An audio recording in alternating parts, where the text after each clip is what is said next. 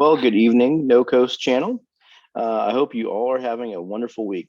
Tonight's topic is Gen Z workers. They are the emerging up and coming employees, right, in your organizations, and they're different in many directions from previous generations. And I think every generation goes through this where whether it be the traditionalists, the baby boomers, the Gen Z, millennials, every time a generation comes into the workforce, there can be apprehension, sometimes among managers that are not of that generation. Like, how do we manage this up and coming generation? And so I thought, it'd be good to give just a few tips and some thoughts on how managers and supervisors can effectively manage Gen Z employees as they come through the professional ranks. So the first thing comes down to expectations about where and how the work gets done. So number one is autonomy and a flexible work environment.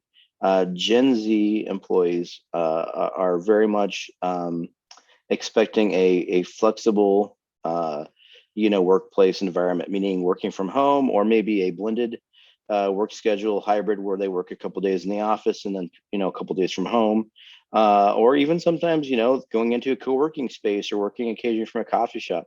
These there is an expectation that as long as the work's done and the productivity is there, it really shouldn't matter where the work is being done at. And Gen Z is really a big proponent of this mantra of wherever the work needs to get done, it gets done. And frankly, COVID has validated this. Productivity didn't fall off by and large. In fact, people were working as much or more hours for companies, and so COVID has validated that working from home can work, and it can work actually pretty well from an employer standpoint. So that's the first thing, just flexibility on work from home or hybrid sort of work schedules. Next one is on recruiting, digital recruiting and the application process when applying for jobs. So Gen Z expects to be able to apply from an app. It's not just the traditional job boards like Indeed, Google for Jobs, Career Builder, all those things.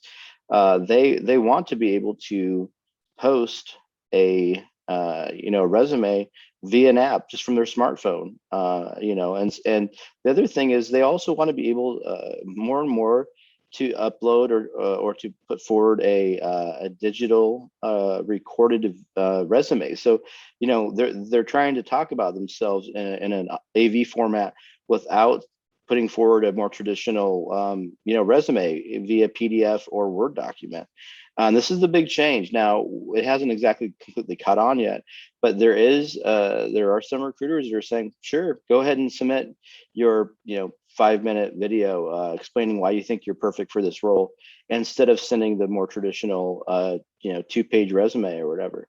Again, something to keep your eye on. But Gen Z is expecting more flexibility, in the way they apply for jobs, and they are most certainly expecting digital interviews. They're expecting, for example, the Zoom or the Skype interview on the entry level, or for the screening interviews. And they're also getting used to and expecting some of these automated interviews where it's like a setup question. They have so many seconds to record a response to those questions, and then those go to the HR person, and that can be kind of the front end of the interview process. Companies need to be catching up with what Gen Z is expecting on the recruiting front. And the third and final thing I want to share about Gen Z is really about communication. Gen Z definitely has a FOMO, a fear of missing out. So they're expecting to be on their phones all the time because that's what they know. And they're really, really good at task switching. Every generation thinks they're really, really good at multitasking, which research has proven time and time again. We are not the human condition says we are not great at multitasking, regardless of age. But Gen Z is pretty good at task switching. They're used to going back and forth between different communication channels, Slack, email, direct messenger, like a WhatsApp, Zoom. So understand that they're going to expect you to have multiple communication venues that they're going to be responsible for managing. And so, managers and supervisors need to understand that Gen Z is going to expect Slack and these other maybe more non-traditional communication channels in the work environment. So it's up to managers to figure out what's the best strategy for communicating with those younger and employees as they come into the firm or the organization. So again, just to recap, remote flexibility in working and schedules, that's a must for Gen Z. Digital recruiting is really changing as we speak in terms of automated interviews and sending resumes via apps.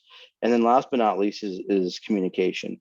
Multiple avenues of communication via direct messenger like a WhatsApp or Slack or even quick Zoom, Skype, calls just for quick updates. These are changes that have happened in the last couple of years, and COVID accelerated all of these trends, if you will. So, again, I hope you all have a wonderful day. Please be sure to subscribe to the No Coast Consulting YouTube channel. Take care, and again, have a great day.